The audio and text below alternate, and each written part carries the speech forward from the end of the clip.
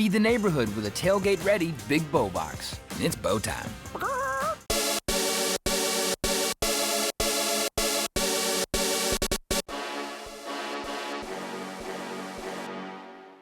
Welcome back to another edition of the Sports Spot. I'm your host this week, Eric Shellhouse. Let's see what's been happening in the world of sports. The Kansas City Chiefs defeated the Philadelphia Eagles in Super Bowl 57 by a score of 38-35. Fans were treated to a classic on Sunday evening as the showdown featured each conference's #1 seeds. Philadelphia's defense managed Patrick Mahomes and the Chiefs' offense well in the first half, with the Eagles carrying a 24-14 lead into halftime. However, Mahomes rallied Kansas City's offense in the second half, outscoring the Birds 24-11 in course to earning himself Super Bowl MVP honors. With 8 seconds left in the game, Chiefs kicker Harrison Butker drilled the game-winning field goal in similar fashion to his game-winning kick against the Bengals in the AFC Championship game. Chiefs coach Andy Reid joined exclusive company, becoming just the 15th head coach to win multiple Super Bowls. With about 2 months remaining until the playoffs, the NBA will host their All-Star Weekend in Salt Lake City and their 72nd annual All-Star Game on Sunday night at 8 p.m. For the first time ever, the All-Star Game draft will take place directly before the All-Star Game, with team captains Giannis Antetokounmpo and LeBron James managing each conference's teams. James, having just recently passed Kareem Abdul-Jabbar for the all-time scoring record, will play in his 19th All-Star Game, also tying an all-time record with Jabbar. The NBA's reigning MVP, Nikola Jokic, will celebrate his 28th birthday on the day of the big game, becoming the first player in league history to start an All-Star game on his birthday.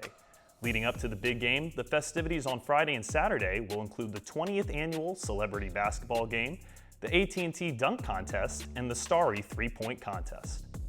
In UFC, Islam Makhachev defended his lightweight title by defeating Alexander Volkanovski in 5 rounds by decision. Sporting a record of 23-1 entering the fight, the Russian native Makhachev was heavily favored to win the match. The fight was back and forth all night, with both fighters landing big hits. Volkanovski led with his aggressive style, backing up Makhachev frequently, forcing him to the ground and pummeling him with hits during the final seconds of the last round. However, the judges ultimately ruled in Makhachev's favor, winning unanimously across all 3 scorecards. With the first game starting next weekend, pitchers and catchers reported for spring training this week to prepare for the Grapefruit and Cactus Leagues. Red Sox southpaw Chris Sale tossed a successful first bullpen after injuries have limited him heavily from the field the past 3 seasons. Washington Nationals right-hander Steven Strasburg has also been limited the last 3 seasons, having made just 8 starts since the beginning of the 2020 season.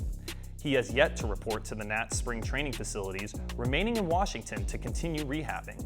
Texas Rangers' new free agent addition Jacob deGrom was also missing his first day of practice, sitting out with tightness in his left side.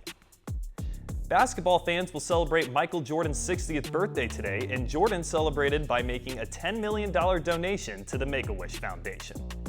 The donation marks a record for the largest by an individual in the organization's 43-year history. Jordan first worked with the Make-A-Wish Foundation in 1989 and has granted hundreds of children's wishes over the 34-year period as one of the organization's most requested wish granters. In a news release, Jordan said, quote, "Witnessing their strength and resilience during such a tough time in their lives has truly been an inspiration," end quote. He hopes his donation inspires others to fulfill the wishes of kids still waiting for their wish to come true. That's all we have from the Sports Spot this week. We'll see you again next time when Colby Reese brings you all the news in the world of professional sports.